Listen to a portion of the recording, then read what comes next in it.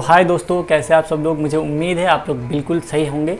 और आज था हमारा एमए मास कम्युनिकेशन का पेपर जो कि एमसीआरसी के अंडर आता है।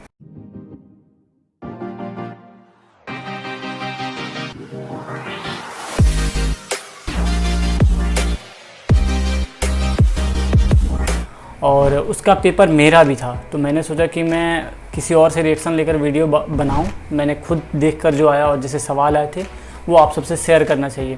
ठीक है, तो मैंने सोचा कि मैं खुद जब पेपर देकर आया हूं और मैं फिर बीए मास मीडिया भी कर रहा हूं जामिया से ही, तो मैं थोड़ा अच्छे से बता सकता हूं कि किस तरह के पेपर आए थे, टफ़ था या फिर आसान था, और सब्जेक्टिव किस तरह के थे और ऑब्जेक्टिव कहाँ कहाँ से पूछे गए थे।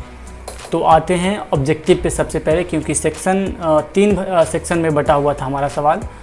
वो सेक्शन 1 था, 2 था और 3 था। तो सेक्शन 1 में था ऑब्जेक्टिव जो कि 20 नंबर का होता है और उसमें कोई नेगेटिव मार्किंग नहीं होता।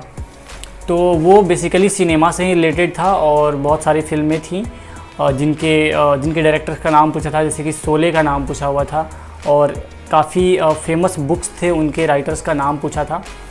तो एक तरह से कह सकते हैं, अगर आपने सिनेमा नहीं पढ़ा है, सिनेमा के बारे में नहीं जानते, तो मोस्ट ऑफ देम आप नहीं कर पाएंगे। करंट अफेयर्स से बहुत कम सवाल थे, 4-5 सवाल करंट अफेयर्स से थे, बाकी most of them are from cinema.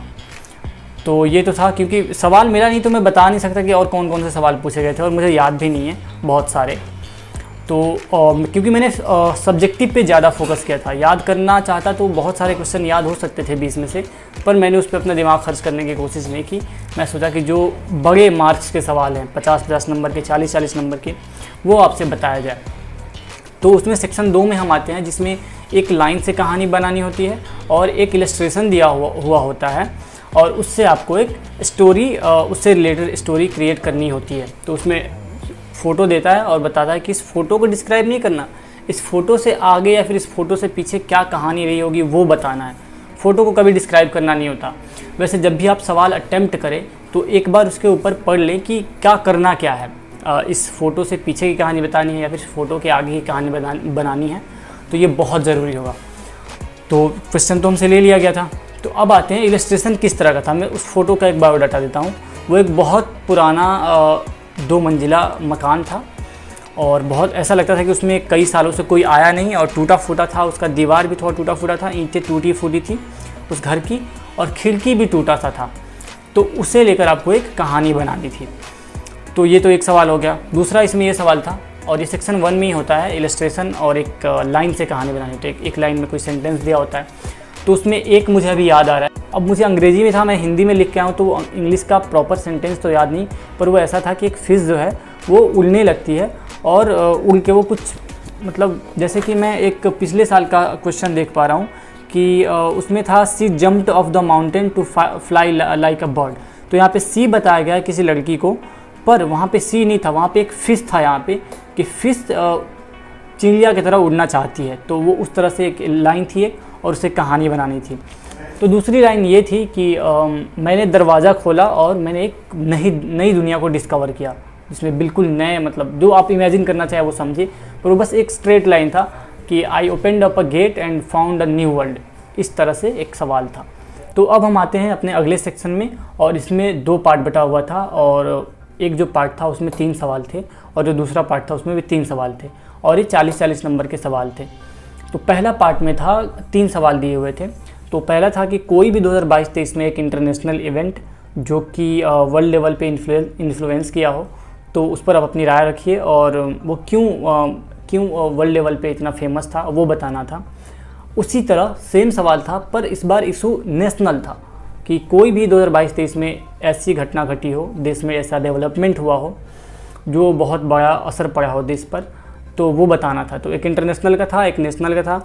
और इसमें तीसरा सवाल था जस्टिस के बयान को लेकर, जो हमारे चीफ जस्टिस हैं उनका बयान था, जो उन्होंने स्ट्रेस दिया था इस बात पर कि क्यों जुडिशरी और प्रेस फ्री होना चाहिए।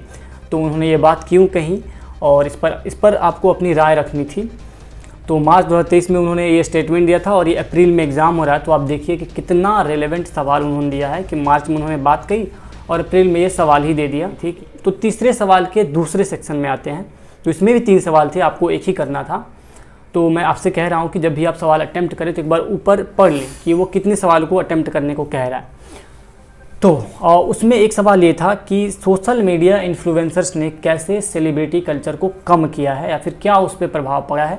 इस पर आपको अपने तथ्य के साथ बात रखनी थी कि क्या ऐसा हुआ है सच में, तो आप तथ्य देके बताइए। एक और उसमें पहले नंबर पे सवाल था, ये मैं दूसरे नंबर का सवाल बताया अभी। पहले नंबर पे सवाल था कि कौन ऐसी चीज़ें हो रही हैं जिससे कि यूट्यूब शॉर्ट्स और रील्स बहुत वायरल हो रहे हैं या फिर बहुत प्रभावित कर रहे हैं लोगों को, और मीडिया से उनका क्या रिलेशन है, ये आपको बताना था।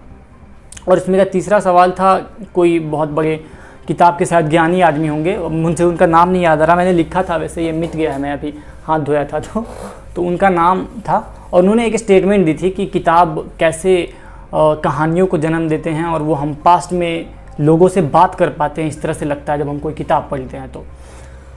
तो ये किताब पढ़ना क्यों ज़रूरी है, इसके इम्पोर्टेंस पर उन्होंने सवाल पूछा था कि इस पर आप अपनी बात रखिए कि किताब कैसे हमें कहानियों को जन्म देते हैं या फिर हम पास्ट में मर गए लोगों से बात करते हैं, ऐसा लगता है। तो किताब पढ़ना क्रिएटिविटी के लिए कितना ज़रूरी है, ये उन्होंने सवाल पूछा था। तो ये हमारे सारे सेक्शंस की बात हो गई। आई होप आप लोगों को ये वीडियो बहुत उपयोगी लगी होगी, और जाहिर सी बात है अगर आप मास कॉम के स्टूडेंट हैं तो आखिरी तक देख रहे होंगे। और अब देखिए मेरा हो पाता है कि नहीं हो पाता है, ये तो रिजल्ट आएगा तो आप सबको पता चल ही जाएगा।